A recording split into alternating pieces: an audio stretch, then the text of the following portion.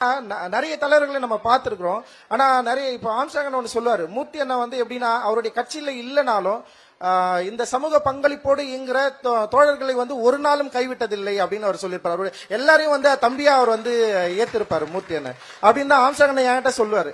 இப்படி எல்லாருமே வந்து இந்த நேரத்துல இருக்க வேண்டிய சூழல் இருக்கு. ஏன்னா தலித் ஒற்றுமை அப்படின்றது ரொம்ப ரொம்ப அவசியமா இருக்கு.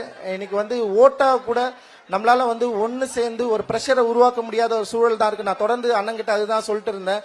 இவ்வளவு மக்கள் இருக்கிறோம் தமிழகத்துல வந்து இன்னைக்கு வந்து சாதிவாரி ஓட்டு வந்து சாதிவாரி கணக்கெடுப்பு நடத்திய பின்பு வந்து தலித்துகளுடைய ஒட்டுமொத்த ஓட்டு எண்ணிக்கை மக்கள் தொகை டெஃபினட்டா இந்த அரசுக்குமே வந்து ஒரு பெரிய அதிர்ச்சியா தான் இருக்கும்னு நான் நினைக்கிறேன். அவ்வளவு திரளான மக்கள் தொகையுள்ள மக்கள் தொடர்ந்து எல்லா ஆட்சியிலும் தொடர்ந்து வன்கொடுமைக்கு உள்ளாக்கப்பட்டு கொண்டிருக்கிறார்கள். அவர்களுக்கு வந்து அவர்கள் தொடர்ந்து வந்து நீதி மறிக்கப்பட்டு கொண்டிருக்கிறது அப்படின்றதுதான் வந்து நிதர்சனமான உண்மை. இந்த உண்மையை சொல்வதன் மூலமாக என்ன நீங்க வந்து எவ்வளவு நாளா விமர்சிக்கலாம், எனக்கு அதை பத்தி எந்த கவலையும் கிடையாது. நீங்க என்மேல் எந்த விதமான வன்ம தொடுக்குதலும் தாக்கலாம், அது பத்தி எனக்கு எந்த கவலையும் கிடையாது. நீங்க எனக்கு பின்னாடி இந்த கதை இருக்கு அந்த கதை எந்த கதைனாலும் சொல்லலாம், அதை பத்தி எனக்கு எந்த கவலையும் கிடையாது. நாங்கள் பாபா சாஹேப் அம்பேத்கரின் வாரிசுகள். உங்களுடைய எந்த மிரட்டலுக்கும் எதுக்கும் நாங்க பணியவே மாட்டோம், தொடர்ந்து ஈடுபடுவோம். தமிழகத்துல எங்களுக்கென்று ஒரு ஒரு நீண்ட நெடிய அரசியல் பாதை இருக்கிறது. அந்த அரசியல் பாதை ஐயத்திசாஸ்திர பண்டிதர்கள் முதற்கொண்டு பெரிய நீண்ட அரசியல் பாதை இருக்குது. அதுதான் நான் திருப்பியும் சொல்றேன்.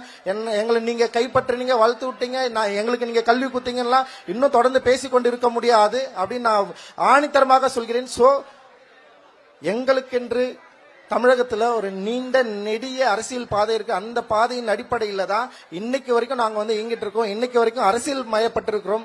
எங்கள் மத்தியில எந்த மதவாத சூழ்ச்சியும் உள்ள இறங்காது. வெளிப்படையா இன்னைக்கு வந்து இங்க வந்து ஒரு பௌத்த அடிப்படையில ஒரு நிகழ்வு நடந்துட்டு இருக்கு.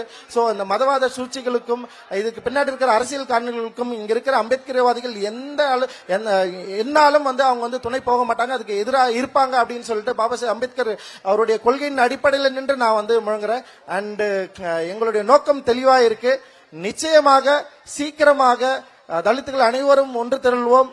ஒரு பெரிய ஒரு உயிர்ப்போடு பெரிய திரளான ஒரு பெரிய எதிர்ப்பு சக்தியாக இங்கு மாறுவோம். எங்களுடைய விருப்பங்களையும் எங்களுடைய நோக்கங்களையும் கேட்டு பெறுகிற நிலையிலிருந்து நாங்களே எடுத்துக்கொள்கிற நிலை சீக்கிரமாக வரும்.